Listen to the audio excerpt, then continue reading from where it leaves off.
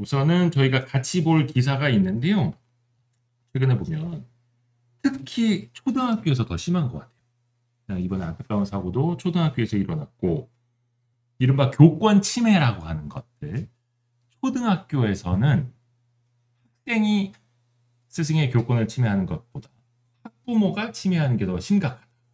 그렇죠? 이 초등학교 경우에는 34% 정도를 학부모가, 중학생, 고등학생 부모들은 한 5% 이하인데 특히 초등학생 부모님들이 더 많이 교권을 침해하더라. 이런 이야기 나왔습니다. 이거는 어떻게 봐야 될까요? 어린 아이들이니까 특히 더 부모들이 신경을 쓰는 건 더 당연할 텐데. 제가 보기에는 그 부모가 아이들이랑 이걸 이제 심리적 분리라고 하는데요. 네. 그 시기가 점점 늦어지고 있습니다. 그러니까 심리적 분리요? 네. 보통은 이제 아이들이 커가면서 부모와 자식 간에 독립한다는 식으로 표현을 하는데 실제로는 독립이 아니고 네. 심리적으로 분리되는 거거든요. 그러니까 성인으로 성장해 나가면서 이제 온전한 자아가 되는 과정 중에 하나죠. 네. 근데 그 시기가 점점 늦어지고 있어요. 그래서 초등학교 때는 아직도 분리가 거의 안 된 상태로 있는 경우가 훨씬 많아. 그러니까 한 8살 돼서 입학하고 그렇죠. 네. 9살, 10살, 11살, 12살 되면 그냥 잘 갔다 와. 가서 선생님 말 잘 듣고 친구들이랑 잘 지내다 와 해야 되는데 네. 이제 학교는 보냈지만 계속 뭐 하는지 모르고 그럼요. 학교 쫓아가고 선생님 우리 애 어때요? 연락하고 이게 이제 심리적 분리가 제대로 되지 않은 상황입니다. 그렇죠. 뭐 사실 이유는 되게 많을 수 있어요. 부모님들이 걱정이 많으시고 그런데 네. 극명한 차이를 볼 수 있는 사례가 뭐냐면 예전에 초등학교 다닐 때 등하굣길에 부모님이랑 같이 다니셨나요? 진짜 생각해 보면은 저는 학교 꽤 멀었거든요. 네. 그 꼬꼬마 시절에 막 찾길 옆으로 어떻게 다녔나 몰라요. 혼자 걸어서. 혼자 다니셨죠. 네. 네, 요즘은 초등학교 저학년 거의 다 부모님이 같이 갑니다. 물론 그 뭐 찾길도 위험하고 네. 옛날보다 유해한 환경도 많아지고 그런 부분도 있지만 심리적 분리 역시 조금씩 더 늦어지고 있는 게 아닌가 하는 생각이 듭니다. 이게 사건을 다루다 보면은 예전 사건들도 보거든요. 예전 신문 기사라든지 판결문들도 보게 됩니다. 60년대, 70년대. 이게 뭐가 먼저인지는 모르겠어요. 그런데 현상을 보면은 예전에 지금보다 훨씬 아동 유괴 납치가 많았습니다. 훨씬 많았어요, 그때는. 물론 지금 이게 카메라가 많아서 적어진 것도 있겠습니다만 과연 이게 더 안전해져서 이게 안전해진 게 부모들이 옆에 챙겼기 때문에 안전해진 거냐. 이렇게 따진다면 사실 그걸 누구도 확답을 줄 수는 없거든요. 그쵸. 어쨌든 예전에는 더 물리적으로 위험한 상황이었는데 그때보다 지금 그나마 더 안전해진 상황에서도 부모들이 뭐 자녀 수도 더 줄어들고 또 생활 수준이 또 전반적으로 향상됐기 때문에 더더욱 이렇게 많이 챙기는 거 아니냐 이런 생각도 할 수 있겠죠. 진짜 한 80년대까지만 하더라도 우리나라에 인신매매 되게 많았어요. 그렇죠. 뉴스에 인신매매 기사들 되게 많이 나왔고 저 어릴 적만 하더라도 그래서 그때 이른바 이제 베스타, 봉고차, 봉고차 주변에 가지 말라. 그때 여성분들도 인신매매 많이. 네. 나만 그런 기억을 갖고 있나? 아니 실제로 그랬고 오죽하면은 그 괴담이라는 학교 내의 괴담이 네네. 그 시대를 보여주는 게 있거든요. 네. 저희 때만 해도 홍콩 할매 귀신 뭐 이런 거 있었어요. 그래서 이게 지금 웃음이 나옵니다만 그런 괴담이 왜 나왔냐 도대체. 세종대왕이 책장 넘어간다고 이거 아니에요? 아니, 정말 홍콩 할매 귀신은 와서 홍콩 할매가 잡아간다는 거니까. 네. 그런 괴담이 왜 나왔냐. 정말 그런 게 많다는 얘기거든요. 모르는 사람 함부로 따라가지 마라. 네. 약간 그런 느낌으로 펼쳐졌던 그런 것 같기도 한데. 요즘엔 그런 거 해도 아이들이 뭐 제대로 듣지도 않죠. 그런 건 이미 실질적인 현존하는 위협이 아니니까 아이들이. 중요한 거는 심리적 분리를 제대로 해야 한다. 그럼요. 심리적 분리가 굉장히 중요한 게요. 이게 분리가 안 되면 계속 이어져 가지고 심지어는 결혼을 했는데도 지속적으로 영향을 주는. 아마 거의. 네. 뭐 아들이든 딸이든 똑같습니다, 사실은. 근데 그것도 어떻게 보면 부모가 노력을 해줘야 되는 거데 애는 당연히 떨어지지 않으려고 하고 물론 어렸을 때부터 어린이집 갈 때도 엄마 나 데리러 오지 마.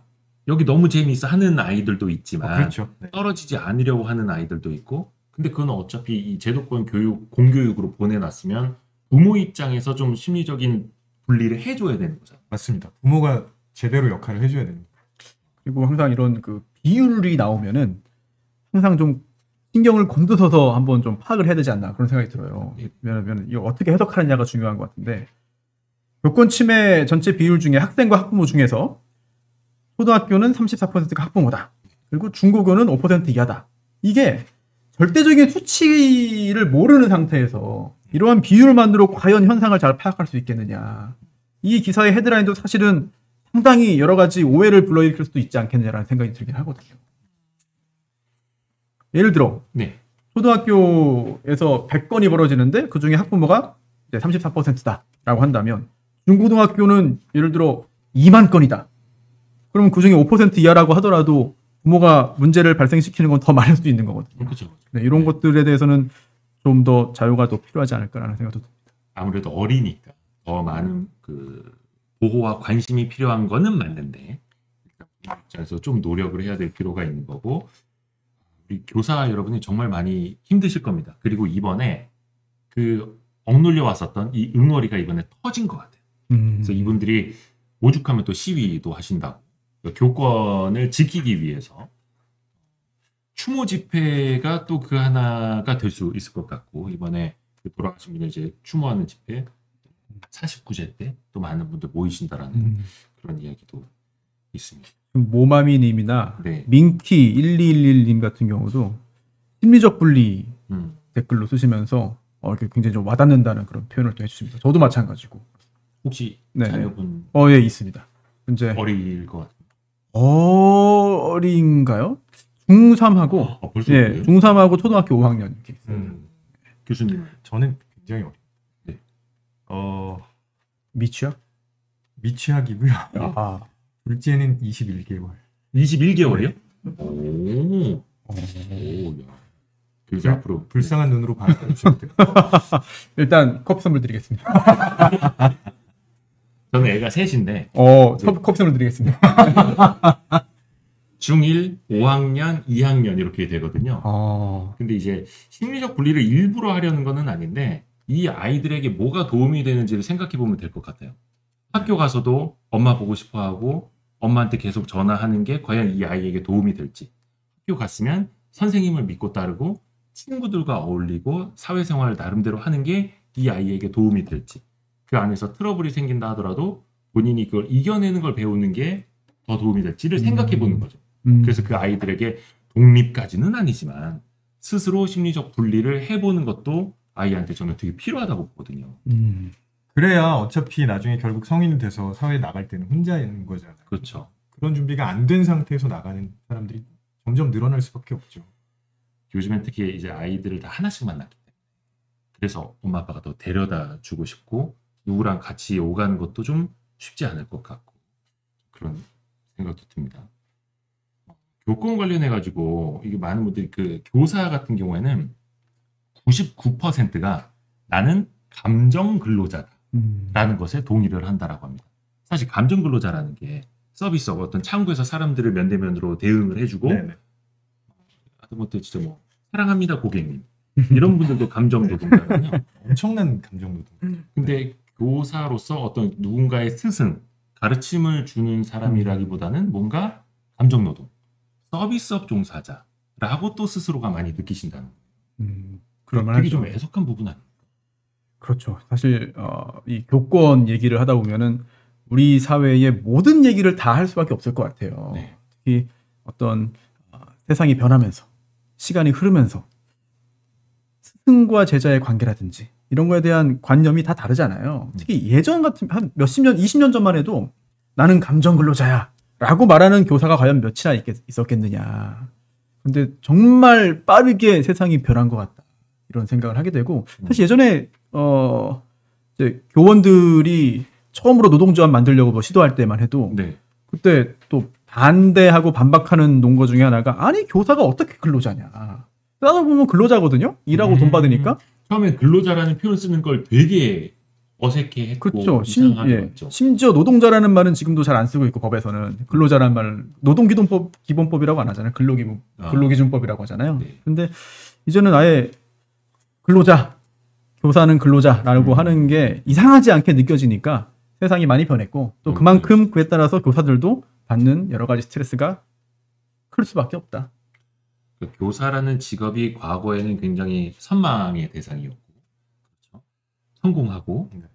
존경받을 수 있는 경외감이 있는 그런 직업이었는데 이젠 더 안 그런 것 같습니다. 그러니까 작년에 나온 그 여론조사 하나 보니까 한국교육개발원에서 주기적으로 설문조사를 하더라고요. 성인 남녀 4,000명 대상으로. 자녀가 만약에 교사가 된다면, 자녀가 초중고교 교사가 된다면 찬성하시겠습니까? 근데 그 긍정적이라는 답이 56.4%, 절반을 네. 반 넘었는데 네. 이게 점점 떨어지고 있더라고요. 이 추세가. 2014년이고 그러니까 8년 만에 최저치. 그러니까 내 자식이 교사가 된다. 네. 이제 그걸 달가워하지 않는 부모들이 늘고 있다라는 거예요.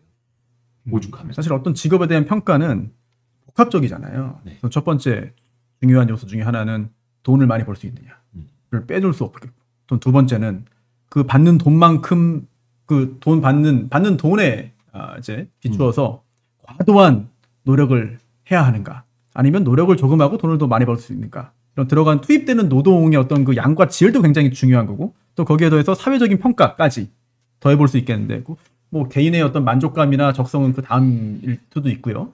이게 종합적으로 평가되는 건데, 사실 지금 상황에서 어떤 하나의 측면에서 교사가 굉장히 좋은 직업이라고 선뜻 말할 수 있겠느냐.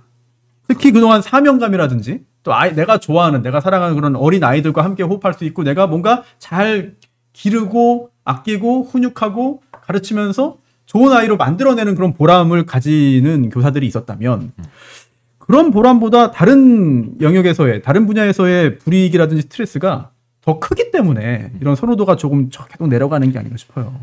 제가 여기서 네. 급 퀴즈 하나 내드리겠습니다. 여러분 좀 맞춰주세요. 이거 라이브니까. 라이브 맞죠?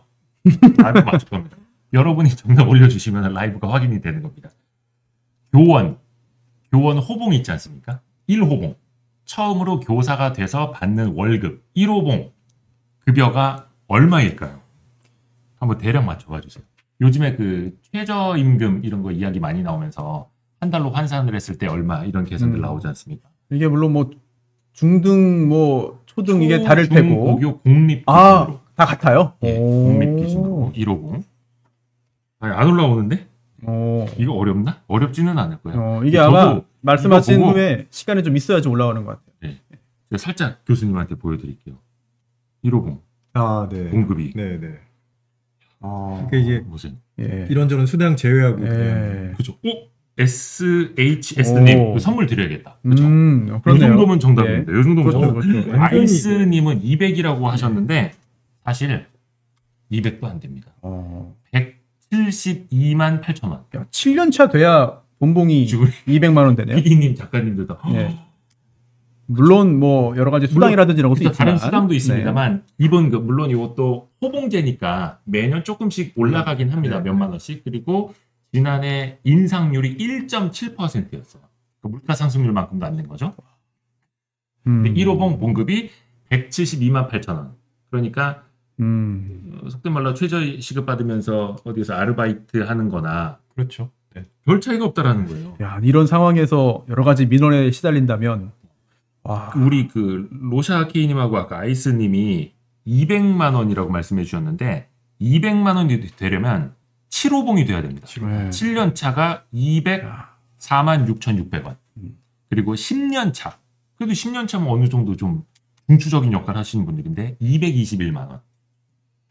20년 차가 돼야 318만 원. 사실 이 정도면 거의 뭐 대기업 신입보다도 안 되는 거잖아요. 사실 고용의 안정성 측면에서 유리함이 있기 때문에 그것도 있죠. 공직이라든지 공무원들은 또 그런 부분을 또 중시하는 분들이 많이 가셨는데 최근에는 그 5급 신입 공무원들도 많이 그만둔대요. 네, 정말 임용된 지 얼마 안 돼가지고 그만두는 경우들이 꽤 있다고 하더라고요.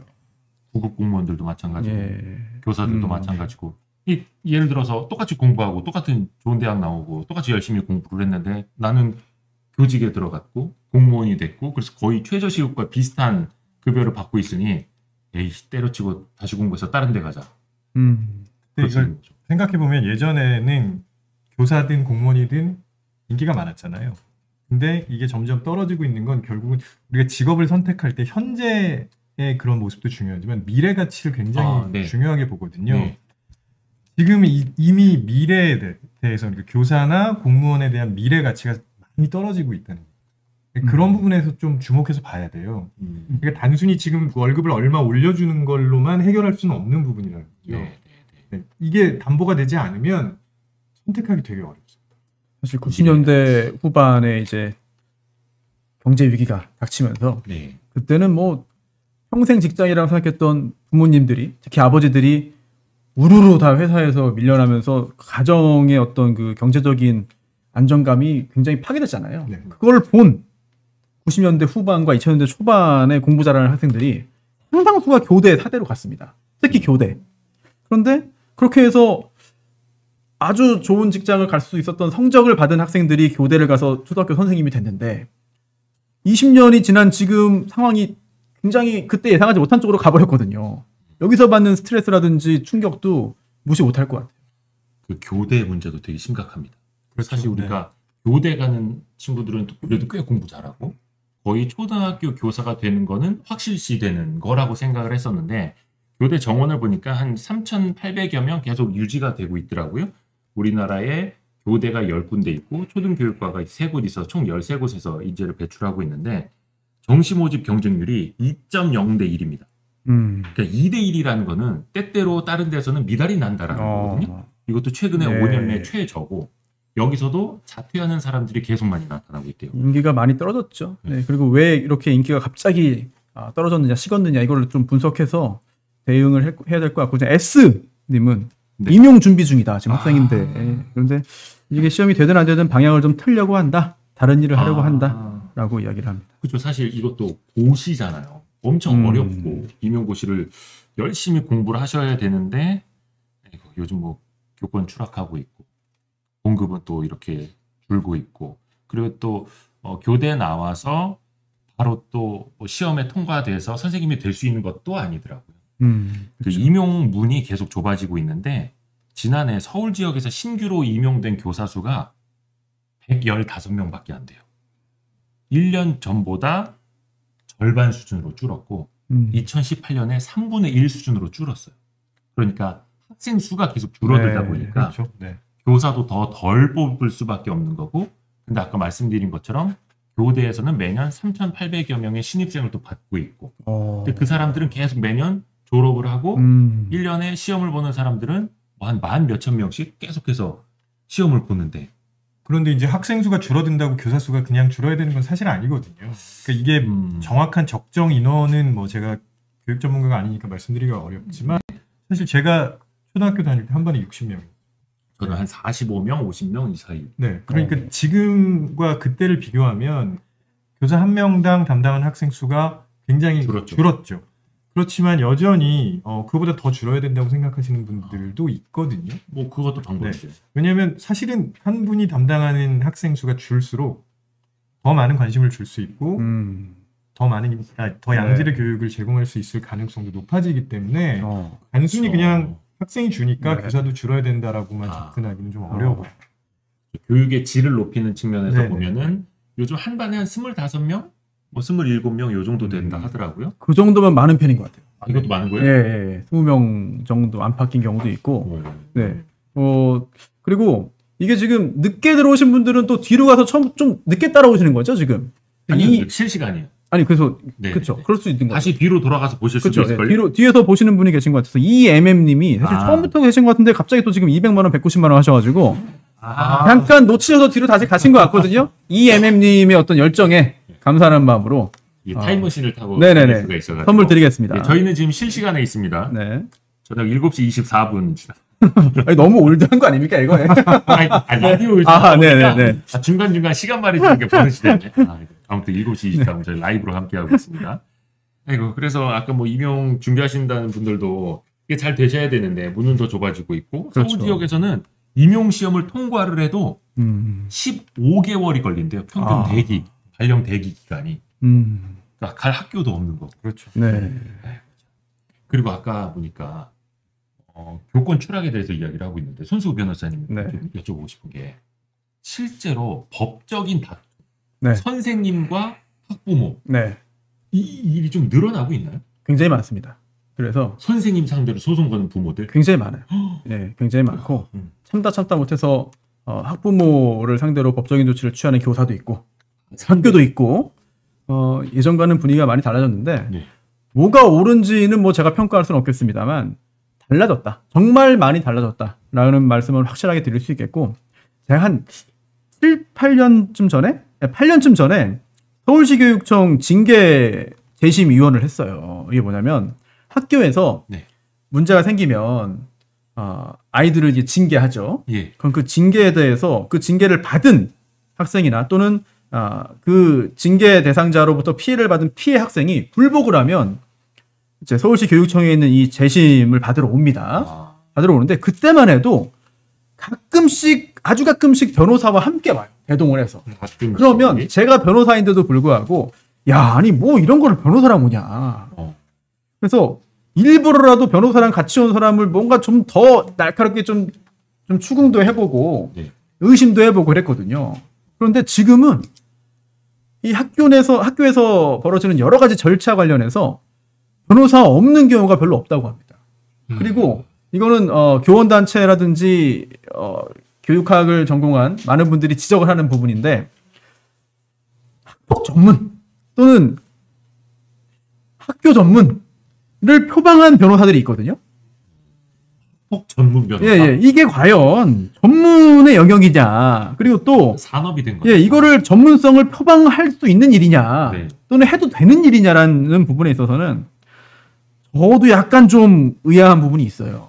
근데 이게 사건이 많다 보니까 의뢰하는 건수도 많아지고 또 그만큼 돈을 벌 기회가 되다 보니까 이 부분까지 어떤 이런 홍보의 영역이 된 것 같아가지고 약간 좀 씁쓸합니다. 지금 올뮤11님이 현직 교사 같은데요. 작년에 임용 대기 발령 중인 후배랑 이야기 나눴었는데 고민하길래 학교 들어오지 말라고 했어요. 이거 되게 슬픈 이야기인데. 현직자들의 이야기가 사실은 더 생생한 거잖아요. 조유진 님도 현직입니다. 아동학대 소송 한 달이 건너면 들을 정도로 흔해졌어요. 그러니까 아동학대 혐의로 거는 거죠. 이것도 이건 약간 좀 기술적인 부분인데 교사는 피나가 죽는다고. 어찌 보면은 일단 아동학대에도 추가를 하는 게 고소를 하는 입장에서는 상당히 유용합니다. 잠시만요. 뭐라고요? 고소를 교사나 학교를 이제 공격할 때는 또는 다른 학생을 공격할 때는 최근에는 아동 학대로 고소하거나 고발하거나 아니면 다른 범죄가 있어도 거기에 아동 학대를 추가해야 나중에 인정이 안 되더라도 그렇게 추가해야 경찰이 이거를 대단히 중하게 봅니다. 경찰 내부에서도 그렇게 하도록 되어 있거든요. 여러 가지 절차들이. 아동 학대 사건으로 일단 분류하다가 시작하는 거죠. 이거는 거의 법 기술자들이 기술 쓰듯이. 그래서 뭐 이것도 권유하거나 권장하는 건 아닙니다만 실제로 약간 좀 애매한 부분이 있어도 성범죄를 추가해서 함께 묶어서 고소하면은 상당히 상대방을 훨씬 더 강하게 괴롭힐 수 있는 것처럼 학교 내의 문제도 학대까지는 아니라고 객관적으로 스스로 판단을 하더라도 아동학대를 추가해서 걸면 상대방이 받는 타격이 즉각적이 되죠. 잠깐만요. 근데 아동학대에 대한 기준도 좀 이야기를 해야 될 것 같아요. 사실 우리 어릴 적만 하더라도 체벌이 되게 당연시되던 시대였고 그렇죠? 근데 지금은 그건 큰일 나고. 근데 이거 체벌 여부를 떠나서 아동학대에 대한 이야기도 되게 좀 뭔가 깊이가 다르더라고요. 민감도가. 그렇죠. 어디까지가 아동학대예요? 사실은 그 학대라는 게 일회성 학대라기보다는 좀 반복되거나 좀 기간이 길거나 강도가 강하거나 그래야만 학대로 인정이 되는 거죠. 따라서 아동학대로 문제를 제기했다고 해서 다 아동학대 인정되지 않습니다. 하지만 일단 아동학대로 거는 게 효과적이에요. 그러다 보니까 대부분은 다 그렇게 하고 있고 또 나중에 아동학대로 고소했는데 그게 인정이 안 되더라도 의도하는 목적을 상당 부분 이미 이룬 상태입니다. 그렇기 때문에 어찌 보면 이게 실제로 아동학대가 발생해서 그 아동학대 받은 피해자가 권리를 찾기 위해서 호소할 때는 당연히 그런 절차가 필요합니다만 일종의 악용되는 경우들이 문제가 되는 거죠. 실제로 많이 존재합니다. 그게 이제 아동학대든 성 관련 문제든 그런 게 들어가게 되면 일단 분리해 주잖아요. 가해자와 피해자. 네네. 네. 그리고 이제 선생님 같은 경우에는 직위 해제하는 경우가 되게 많은 걸로 알고 있거든요. 네. 그러면 엄청난 타격을 먼저 가하게 되는 그런 그러니까 선생님인데 학생들을 가르칠 수가 없는 상황에 놓여버리는 거죠. 네네. 게다가 저 선생님이 아동학대 혐의로 지금 직위 해제된 상태야라고 다른 학생들 학부모들이 알게 되거든요. 동네 이거는 그냥 소문 쫙 나겠네요. 완전 낙인 효과. 그러니까 그게 뭐 한 1년 뒤, 3년 뒤에 네네네. 어떻게 판결이 날지 모르지만 당장은 이 선생님은 그냥 맹돼 버리는 거잖아요. 그렇죠.